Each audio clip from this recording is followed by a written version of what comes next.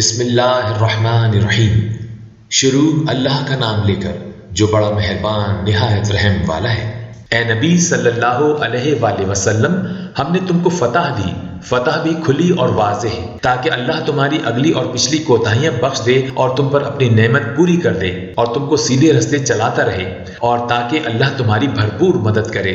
وہی تو ہے جس نے مومنوں کے دلوں پر تسکین نازل فرمائی تاکہ ان کے ایمان کے ساتھ اور ایمان بڑھے، اور آسمانوں اور زمین کے لشکر سب اللہ ہی کے ہیں، اور اللہ جاننے والا ہے، حکمت والا ہے۔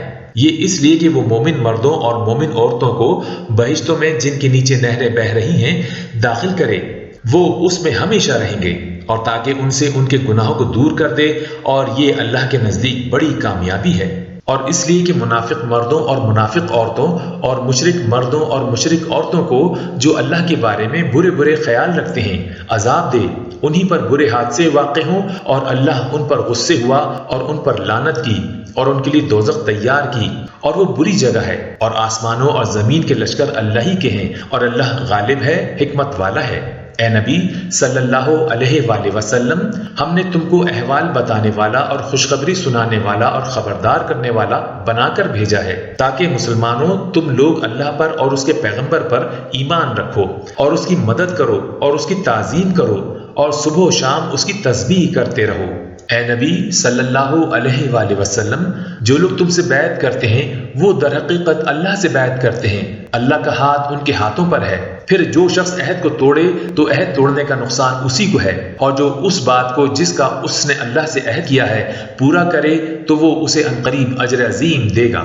اے نبی صلی اللہ علیہ وآلہ وسلم، جو گنوار پیچھے رہ گئے وہ تم سے کہیں گے کہ ہم کو ہمارے مال اور اہل و عیال نے روک رکھا تھا، سو آپ ہمارے لیے اللہ سے بخشش مانگے۔ یہ لوگ اپنی زبان سے وہ بات کہتے ہیں جو ان کے دل میں نہیں ہے۔ کہہ دو کہ اگر اللہ تم لوگوں کو نقصان پہنچانا چاہے یا تمہیں فائدہ پہنچانے کا ارادہ فرمائے تو کون ہے جو اس کے سامنے تمہارے لیے کسی بات کا کچھ اختیار رکھے؟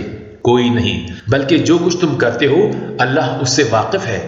بات یہ ہے کہ تم لوگ یہ سمجھ بیٹھے تھے کہ پیغمبر اور مومن اپنے اہل و عیال میں کبھی لوٹ کر آنے ہی کے نہیں، اور یہی بات تمہارے دلوں کو اچھی معلوم ہوئی، اور اسی وجہ سے تم نے برے برے خیال کیے، اور آخر کار تم ہلاکت میں پڑ گئے۔ اور جو شخص اللہ پر اور اس کے پیغمبر پر ایمان نہ لائے تو ہم نے ایسے کافروں کے لیے آگ تیار کر رکھی ہے۔ اور آسمانوں اور زمین کی حکومت اللہ ہی کی ہے، وہ جسے چاہے بخشے اور جسے چاہے سزا دے، اور اللہ بخشنے والا ہے، مہربان ہے۔ جب تم لوگ مال غنیمت لینے چلو گے تو جو لوگ پیچھے رہ گئے تھے وہ کہیں گے ہمیں بھی اجازت دیجیے کہ آپ کے ساتھ چلیں، یہ چاہتے ہیں کہ اللہ کے قول کو بدل دیں۔ کہہ دو کہ تم ہرگز ہمارے ساتھ نہیں چل سکتے، اسی طرح اللہ نے پہلے سے فرما دیا ہے۔ پھر کہیں گے نہیں، تم تو ہم سے حسد کرتے ہو۔ بات یہ ہے کہ یہ لوگ سمجھتے ہی نہیں مگر بہت کم۔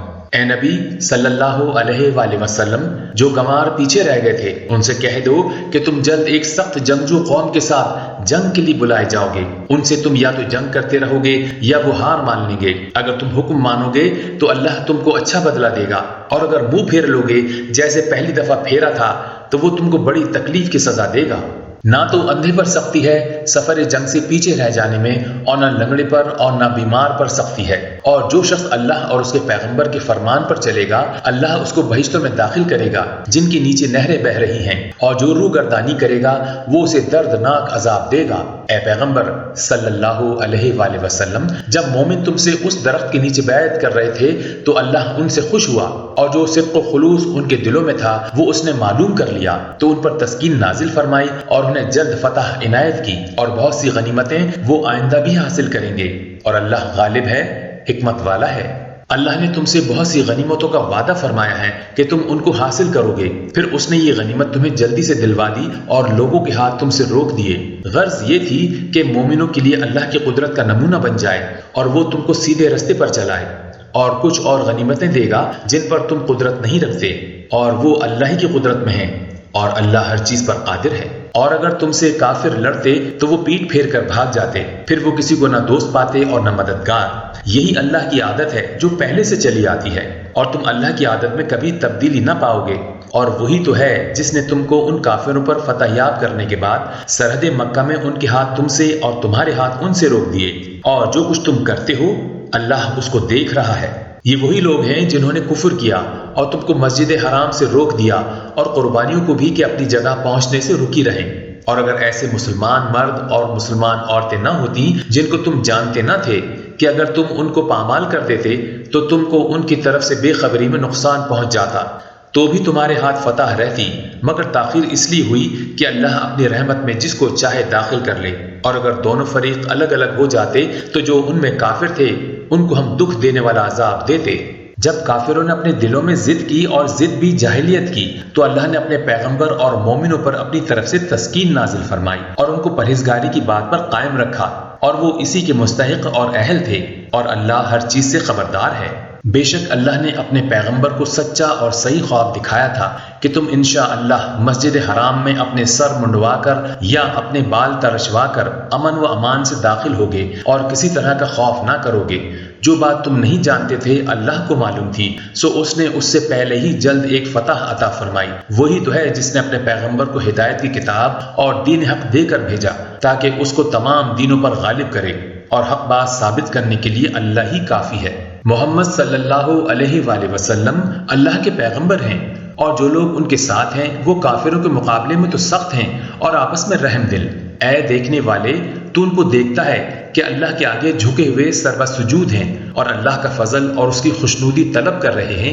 کثرت سجود کے اثر سے ان کی پیشانیوں پر نشان پڑے ہوئے ہیں۔ ان کے یہی اوصاف تورات میں ہیں اور یہی اوصاف انجیل میں۔